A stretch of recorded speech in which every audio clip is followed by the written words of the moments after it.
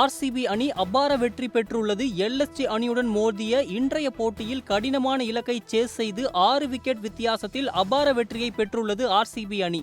இன்றைய போட்டியில் வெற்றி பெற்றால் முதல் 2 இடத்திற்கு சென்று சிம்மாசனத்தில் அமர்ந்து விடலாம் என்ற அடிப்படையில் இன்றைய போட்டியில் களமிறங்கியது ஆர்சிபி அணி. எல்எஸ்ஜி அணியை பொறுத்தவரை ஆறுதல் வெற்றியை நோக்கியே இந்த போட்டியை விளையாடியது. அத்தகைய விறுவிறுப்பான போட்டியில் ஆர்சிபி அணி வெற்றி பெற்று எதிரணிகளுக்கு அச்சத்தை ஏற்படுத்தியுள்ளது. ஜிதேஷ் சர்மா அதிரடியாக விளையாடியுள்ளார். அவர் 33 பந்துகளில் 85 ரன்களை எடுத்துள்ளார்.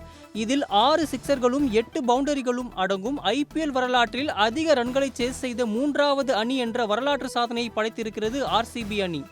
லக்னோ ஏக்னா மைதானத்தில் நடைபெற்ற இன்றைய போட்டியில் டாஸ் வென்று ஆர்சிபி அணி பவுலிங்கை தேர்வு செய்தது. இதனை அடுத்து எல்எஸ்ஜி பேட்ஸ்மேன்கள் களமிறங்கினார்கள். மிச்சல் மார்ஷ் இந்த போட்டியிலும் அதிரடி காட்டினார். அவர் 37 பந்துகளில் 67 ரன்களை குவித்தார். இதில் 5 சிக்சர்களும் 4 பவுண்டரிகளும் அடங்கும். இந்த ஆண்டு பெரிதும் எதிர்பார்க்கப்பட்டு ஜொலிக்காத ரிஷப் பந்த் சதம் விளாசினார். பழைய ரிஷப் பந்தின் அதிரடியை ரசிகர்கள் இன்று ரசித்தார்கள். அவர் 61 பந்துகளில் 118 ரன்களை எடுத்து அசத்தினார். கடைசி போட்டியில் ரசிகர்களுக்கு ஃபுல் ட்ரீட் வழங்கியுள்ளார் ரிஷப் பந்த். எல்எஸ்ஜி அணியை பொறுத்தவரை ஆறுதல் வெற்றி பெறுவதற்காகவே இந்த போட்டி பார்க்கப்பட்டது. இதில் ரிஷப் பந்த் சதம் விளாசி கடைசி வரை ஆட்டமிழக்காமல் இருந்தார். 20 ஓவர்கள் முடிவில் 3 விக்கெட் மட்டுமே இழந்து 227 ரன்களை குவித்தது எல்எஸ்ஜி அணி. முதல் 2 இடத்திற்கு செல்ல வெற்றி கட்டாயம் என்ற முனைப்பில் கடினமான இலக்கை நோக்கி களமிறங்கியது ஆர்சிபி அணி. தொடக்க ஆட்டக்காரர்கள் அதிரடி காட்டினார்கள். விராட் கோலி அரை சதம் விளாசினார். ரன் ரேட் 10ற்கும் மேலாகவே விளையாடியது ஆர்சிபி அணி.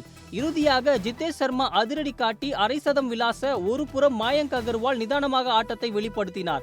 இவர்கள் ஜோடி ஆர்சிபி வெற்றி பெற முக்கிய காரணமாக பார்க்கப்படுகிறது. ஜிதேஷ் சர்மாவின் அதிரடியால் முதல் 2 இடத்திற்கு ஆர்சிபி அணி முன்னேறி உள்ளது. முதல் பிளே ஆஃப் போட்டியில் பஞ்சாப் அணியை ஆர்சிபி அணி எதிர்கொள்ளும். தோற்றால் கூட மறு வாய்ப்பு என்று ஒன்று இருக்கும். மும்பை மற்றும் குஜராத் அணிகள் எலிமினேட்டர் விளையாடும். தோற்கும் அணி ஐபிஎல் போட்டியில் இருந்து நாக் அவுட் ஆகி வெளியேறிவிடும்.